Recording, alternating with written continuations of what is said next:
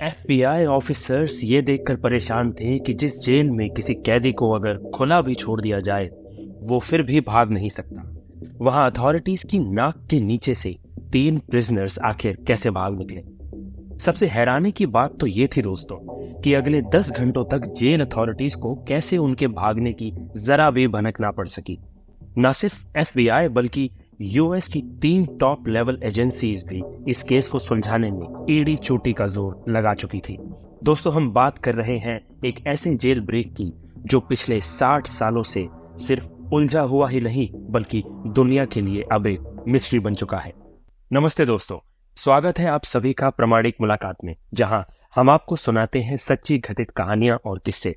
और मैं हूं आपका कहानीकार व्यास और आप देख रहे हैं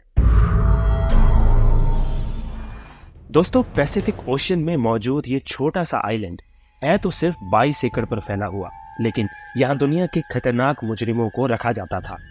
अल्कट्राज के नाम से फेमस ये आइलैंड समंदर में ही एक बहुत बड़े पत्थर पर बना हुआ है। इसी वजह से इसको दी रॉक भी कहा जाता है। एक तो ये आइलैंड दूर दूर तक ओशन से घिरा हुआ है, दूसरा एक्स्ट्रा प्रोटेक्शन के लिए इसके चारों तरफ 15 फुट ऊंची फेंस भी खड़ी की गई है। जेल सार्जेंट्स की 24/7 मॉनिटरिंग के साथ साथ, क्योंकि ये पैसिफिक ओशन की ओपनिंग में मौजूद है, तेज हवाएं और ऊंची लहरें इस आइलैंड को हमेशा घेरे रखती हैं। इन सब कंडीशंस को देखते हुए 1934 में इसको फेडरल प्रिजन डिक्लेयर कर दिया गया, जहां हद से ज्यादा सिक्योरिटी दी जाती थी। इन शॉर्ट, यहां अगर कोई एक बार आ गया तो खुद से निकलना किसी भी सूरत में मुमकिन नहीं था। इस जेल को इनएस्केपेबल का दर्जा हासिल था। लेकिन 12 जुलाई 1962 को अल्कट्राज का सारा भ्रम तब टूटा जब 3 प्रिजनर्स यहाँ की सिक्योरिटी को बड़ी महारत से धोखा देकर फरार हो गए। दोस्तों, इस कहानी के मेन किरदार ये 4 लोग हैं, जिनमें जॉन विलियम एंगलिन और क्लेरेंस एंगलिन आपस में भाई हैं। इनको एक बैंक रॉबरी के केस में यहाँ रखा गया था। उसके बाद ये है फ्रैंक मॉरिस, जो 13 साल की उम्र से ही ऑन एंड ऑफ जेल की शक्ल देखता रहा। इसको भी अल्कट्राज में बैंक रॉबरी की वजह से रखा गया था। आखिर में ये है दोस्तों एलन वेस्ट, जो पहले भी कई बार दूसरे जेलों से भागने की कोशिश कर चुका है। इसी वजह से इसको मैक्सिमम सिक्योरिटी के लिए अल्कट्राज में रखा गया। एलन वेस्ट इस जेल में काफी अरसे से था, इसी वजह से इसको जेल के कंपाउंड के बारे में दूसरों से ज्यादा मालूम था। अल्कट्राज से भागने का आइडिया सबसे पहले 1960 में एलन वेस्ट ने ही अपने इन साथियों को बताया था। एलन वेस्ट ने जेल के ब्लॉक बी में एक लूप होल तलाश किया था, जहां से उनका भागना शायद किसी हद तक मुमकिन भी था। अब प्रॉब्लम ये थी कि ये चारों बस लंच ब्रेक में ही मिला करते थे, लेकिन इनके सेल्स ब्लॉक बी में नहीं थे। ये चारों कोशिश में लगे रहे कि इनको ब्लॉक बी में शिफ्ट कर दिया जाए। खुशकिस्मती थी इनकी कि जेलर ने इनको ब्लॉक बी में शिफ्ट कर दिया, और वो भी एक दूसरे के बराबर में। इनका पहला टारगेट तो पूरा हो चुका था दोस्तों। चारों प्रिजनर्स एक साथ ब्लॉक बी में शिफ्ट हो चुके थे। अगले 2 सालों तक ये अपने अपने सेल्स के अंदर ही क्या खिचड़ी पकाते रहे, इसकी किसी को भी कानो कान खबर ना पड़ी। 12 जुलाई 1962 को एक रूटीन चेकअप के मुताबिक सुबह के 7 बजे जेल स्टाफ तमाम प्रिजनर्स को उठाने के लिए निकले। असेंबली में काउंटिंग की गई तो इनमें 3 प्रिजनर्स मिसिंग थे। जब स्टाफ ने तमाम सेल्स को दोबारा से चेक किया तो ब्लॉक बी में एंगलिन ब्रदर्स समेत फ्रैंक मॉरिस को अपने ही बेड पर सोया हुआ पाया। उनको ये बात बिल्कुल भी नॉर्मल नहीं लगी और उन्होंने सेल के अंदर जाकर उनको उठाने की कोशिश की। इसी दौरान वो क्या देखते हैं कि तीनों सेल्स के बेड पे सिर्फ डमी हेड्स पड़े हुए थे। जी हाँ दोस्तों, वो तीनों जेल से भाग चुके थे और उन्होंने सोप, प्लास्टर और कंक्रीट की मिक्सचर से बना ये डमी हेड रख दिया था। इनमें से एक हाथ लगाने की वजह से जमीन पर गिरकर टूट भी गया था, जिसको इस फोटो में भी देखा जा सकता है। यह मंजर देखकर पूरे जेल स्टाफ के होश ही उड़ चुके थे। उन्होंने ये समझकर कि प्रिजनर्स आइलैंड से बाहर तो जा ही नहीं सकता, पूरे आइलैंड की छानबीन शुरू कर दी, लेकिन कहीं भी उनका नामो निशान ना मिल सका। सबको एक ही चीज सताई जा रही थी कि आखिर इतनी हाई सिक्योरिटी में एक नहीं 3 प्रिजनर्स भागे तो भागे कैसे। याद रहे कि इन भागने वालों में एलन वेस्ट नहीं था, जिसका असल में ये सारा प्लान था। इन्वेस्टिगेशन टीम बुलवाई गई और FBI को भी रिपोर्ट किया गया। ये देखा गया कि तीनों अपने सेल की दीवार में लगे छोटे वेंट को तोड़कर बाहर निकले थे। दोस्तों, हैरानी तो तब हुई जब दीवार की दूसरी साइड पर 3 नहीं बल्कि 4 सेल्स की वेंट डैमेज थी। जी हाँ, ये चौथा वेंट एलन वेस्ट की सेल का ही था, जो किसी वजह से अपने वेंट से बाहर निकलने में नाकाम रहा था। एलन वेस्ट को अब अच्छी तरह मालूम पड़ चुका था कि उसके बचने का कोई चांस नहीं है। लिहाजा उसने इसी बात में अपनी भलाई मानी कि इन्वेस्टिगेटर्स को सारा प्लान बता दे। एलन ने ऑफिसर्स को बताया कि असल में सारा प्लान उसी का था। उन्होंने ये डमी हेड्स बनाए थे और इसमें लगे बाल उन्होंने जेल के अंदर हेयर कट के दौरान भी चुराए थे। चारों सेल्स की बैक वॉल पे एक छोटा वेंट था जिसकी साइज 5 बाय 9.5 इंच थी। एलन को इन सेल्स का लूप होल मालूम था क्योंकि वो जेल की मेंटेनेंस में भी काम कर चुका था।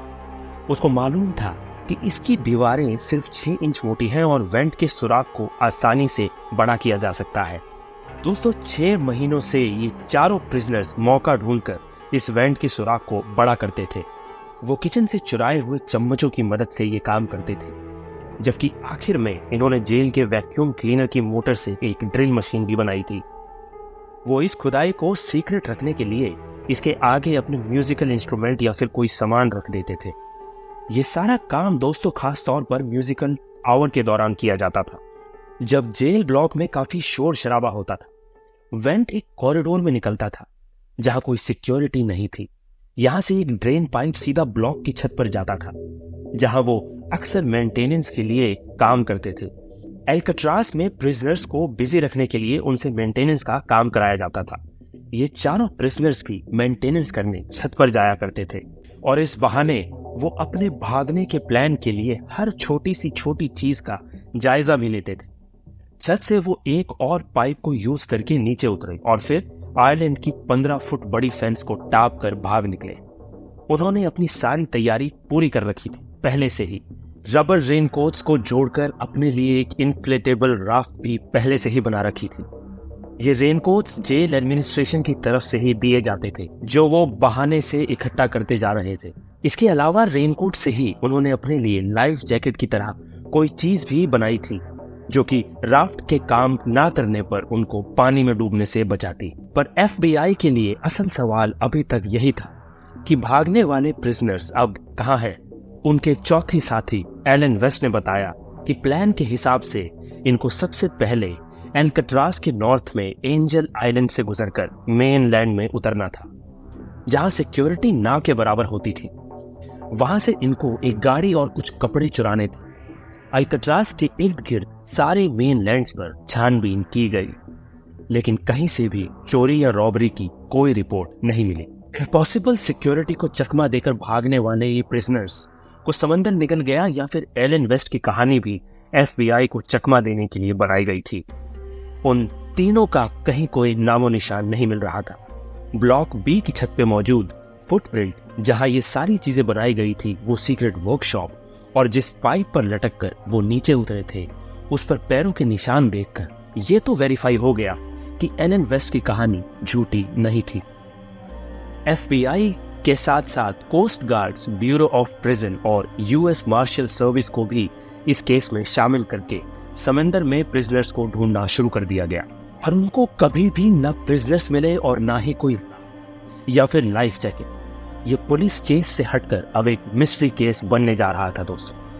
अगले 4 दिनों में कोस्ट गार्ड्स को तैरता हुआ लकड़ी से बना एक पैडल मिला, जो कि माना जाता है कि उस राफ्ट का ही पार्ट था। उसके बाद रेनकोट से बने 2 बैग्स भी मिले, जिसमें प्रिजनर्स का पर्सनल सामान जैसा कि फैमिली फोटो और लेटर्स वगैरह मौजूद थे। इससे ये अंदाजा लगाया गया कि तीनों प्रिजनर्स जिंदा मेनलैंड पर पहुंचे ही नहीं, क्योंकि ये आइटम्स ऐसे हैं जिनको कोई भी प्रिजनर्स आसानी से नहीं छोड़ता। कोई भी डेड बॉडी 2 दिनों के बाद पानी के सरफेस पे फ्लोट करने लगती है, लेकिन अगले कई महीनों तक इन्वेस्टिगेशन टीम को ना तो कोई बॉडी मिली और ना ही कोई बॉडी पार्ट। दोस्तों, एक थ्योरी ये भी है कि तीनों प्रिजनर्स राफ्ट से नहीं तो स्विम करके मेनलैंड पहुंच गए होंगे, क्योंकि 1962 में एस्केप के बाद FBI ने एंगलिन ब्रदर्स की फैमिली पर कड़ी नजर रखी हुई थी। उनके एक भतीजे डेविड ने एफबीआई को बताया कि जॉन और क्लियरेंस के बड़े भाई ने मौत के वक्त अपनी बहनों को बताया था कि उनके भाई सही सलामत मौजूद है और वो उनके साथ कांटेक्ट में है। कई फैमिली मेंबर्स ने एफबीआई को यह भी बताया कि फैमिली में छोटे बड़े दिन पर 2 औरतें अजीब से मेकअप में देखी गई थी, जो शायद जॉन और क्लियरेंस ही भेष बदल कर आते थे। लेकिन इसके बाद वो दोनों औरतें कभी नजर नहीं आई। इसके अलावा एस्केप के 15 सालों के बाद एंगलिन ब्रदर्स के कजिन ने ब्राजील में दोनों भाइयों को एक क्लब में देखा और उनकी फोटो भी कैप्चर कर ली। दोस्तों, उनकी फैमिली का भी यही मानना है कि ये एंगलिन ब्रदर्स ही हैं। लेकिन यूएस मार्शल सर्विस के इन्वेस्टिगेटर्स का मानना है कि इस फोटो में जो शख्स दिख रहे हैं, इनकी एज एंगलिन ब्रदर्स की एज से मैच नहीं होती। ये आखिरी बार था जब एंगलिन ब्रदर्स के जिंदा होने की कोई खबर मिली थी। इसके बाद आज तक इनका कोई अता पता ना चल सका। इसके अगले ही साल एल्कट्राज को बंद कर दिया गया।